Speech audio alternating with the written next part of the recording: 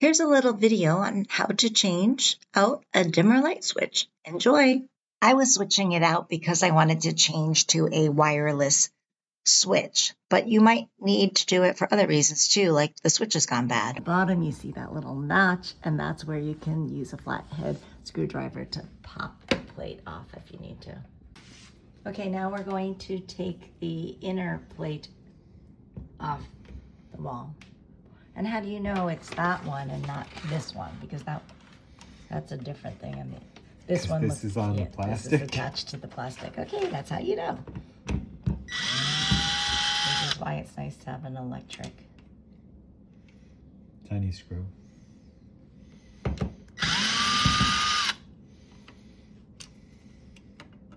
There we go. So that plate comes off. Now we've everything. got.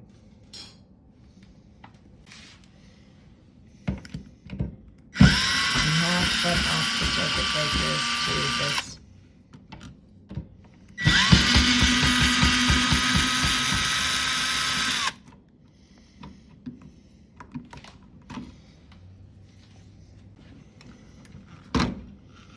Now, once we open this up, I always forget what to do.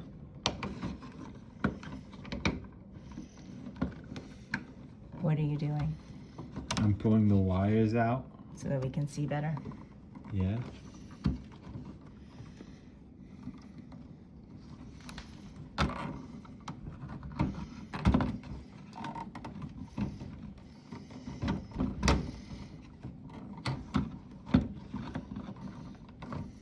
Wow, there's so many of them. I thought there's usually like 3 or something.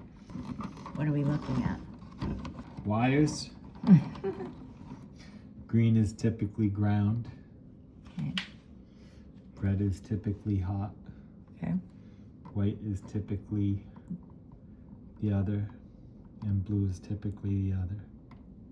I didn't know there were so many others. I thought there was there were 3, but there's many.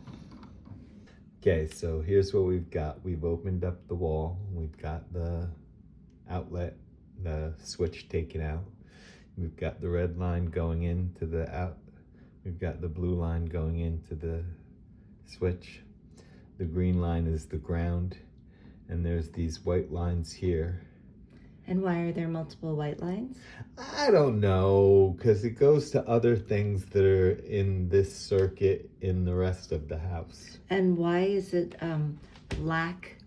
You ask so many questions. Why is it black wires going into the red and into the blue?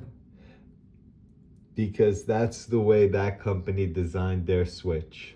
I see. Then how would you tell that those were going to the red and going to the blue? Does it have like on the end? I can't tell right now, and because we didn't turn the circuit breaker off, I'm not going to touch that right now. Anyway, we're going to hook up the red to the red. We're going to hook up the blue to the black. Hooking up blue to black and red to red was a good best guess based on 1, normal conventions, and 2, the fact that our condo had to pass electrical inspections. But spoiler alert, as it turns out, it was backwards and we later had to switch it. We're going to hook up the white wire to the white wires and the green wire to the green wire. And then I'll be back to say, hopefully it's all done. We'll turn the power back on and check to see if it worked. And then we did read someplace that it can be, that people can have installed it incorrectly in the first place, and that they may not follow the convention of red being hot and of the green being grounding. And so how do we know for sure? We don't. You ask so many questions.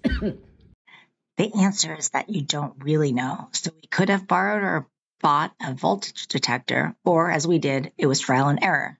Try it, and if it doesn't work, switch it. So, warning and safety alert. Shut off the circuit breaker and electricity to the switch before removing and switching to the new one. I disconnected the one switch, and you can see I ran the red wire into the red spot. I ran the blue wire into the blue, the green to the green, and I connected the white wires all together.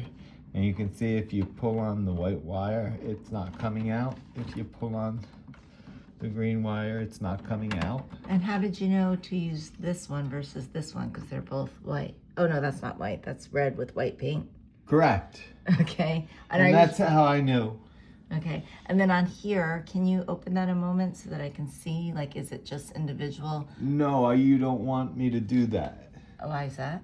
Because it's individual wires, and it's as easy as it is to do these, it's that much more difficult when you have a bundle of wires together. Okay, so basically these wires are stripped at the end, and you'll see like 5 copper. So you've got all the wires coming up, and the wire nut, this is a wire nut.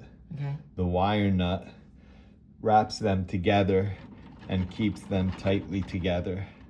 And they're touching each other, so that's why And the they're current touching runs. each other, and that's why the current runs through, and Okay. or the non-current, or whatever. And I am still a little puzzled by, and I'm still got a question, because the internet says that you should always use a voltage detector rather than relying on the colors because somebody might have done it wrong.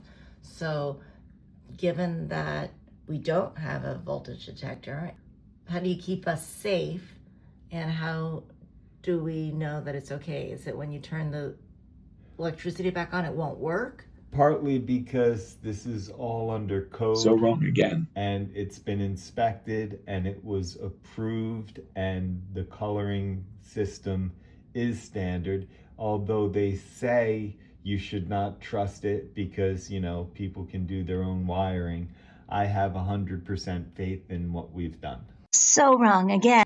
Okay, but in what we've done, but what about what the people before us? Because there could have been someone before me who did something illegal without an electrical inspection. With the way this looks, I totally believe that this is all fine.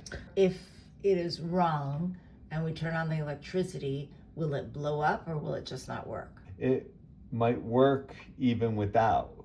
Okay, so stay here. I'm gonna go turn the fuse, see if there's any sparks. Step back just a little bit. That's me being funny, by the way. That's There's not going to reassuring. be any spark. It was a joke. I can use Zoom instead of... So now, I don't know if this switch is going to work. Is the electricity back on? The electricity is back on. Okay, we originally attached it so that the red went to the red and the blue went to the black, and it did not work. So we can't really explain it, but apparently we switched the two so that the red is going to the black and the other one is going to the other. And voila, it's working. Thank you to Mike, an excellent guest host for this episode of my Household Hacks channel.